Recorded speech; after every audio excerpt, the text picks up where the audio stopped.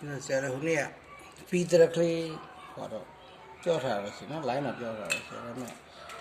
ဟိုတိချာမဆွဲဘူးပေရန်ဖြူလေးရှိသေးတယ်ပေရန်ဖြူလေးရဲ့ဖေးရောက်ပါ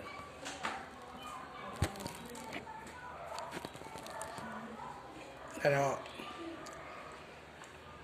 ကျွန်တော်တို့ data ဖတ်မှဆိုလို့ရှိရင်ဒီကောင်က3 4 UNC နော်3လက်6 3ဆိုတာကဟို3လက်မှာပေါ့နော် diameter 3လက်မှာ3လက်မှာဆိုတော့ချက်ပေးတယ်နည်းနည်းဟိုတော့ဖြစ်တယ်မိန်တော့မိန်တယ်မလို့မြင်ရမှာ3လက်မှာဒီနေ့ဒီကို3လက်မှာဆိုတော့ပြီးရင်ဒီကိုကြတော့6လက်မှာကျွန်တော်ဆိုတော့1 2 3 4 5 6ပေါ့ဒီနေ့6လက်မှာဒီဘောလဲ3လက်မှာ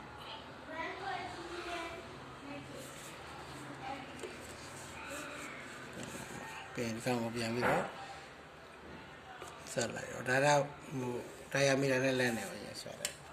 ပြီးတော့တွက်ရမှာက left hand လား right hand လားဒီမှာ left hand ဆိုလို့ရှိရင်ဒါပေမဲ့ဘယ်ဘက်လက်မှာဟိုဒီလိုဆောင်းတဲ့ပုံစံအတိုင်းဆောင်းမှာဖြစ်တယ်ဒီပေါ်မှာဟာ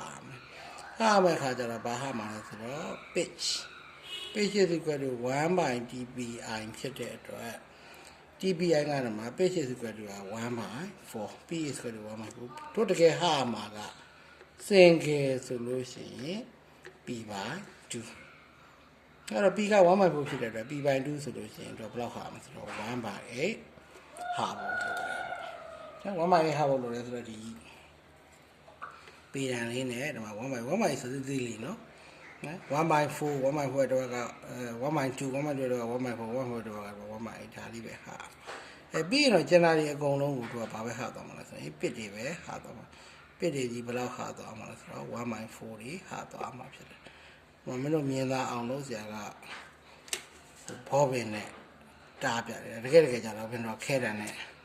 မထင်အောင်တားမှာပေါ့နော် 1/4 လေးတွေလိုက်ပြီးဟာမယ်အပေါ်မှာ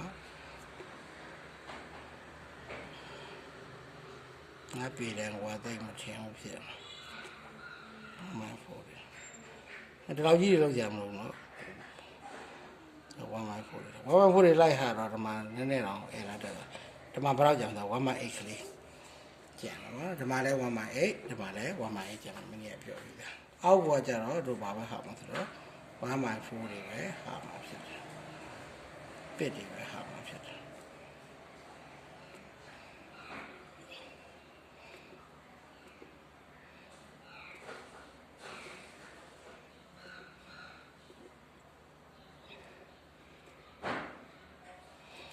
ပြီးလို့ရှိရင်တော့ဘလို့ဆက်တာလဲဆိုဒီတော့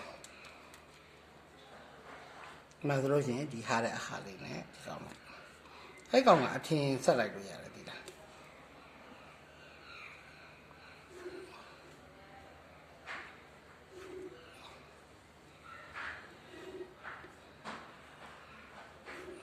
ဒါတွေက 1/8 ဒါတွေက 1/4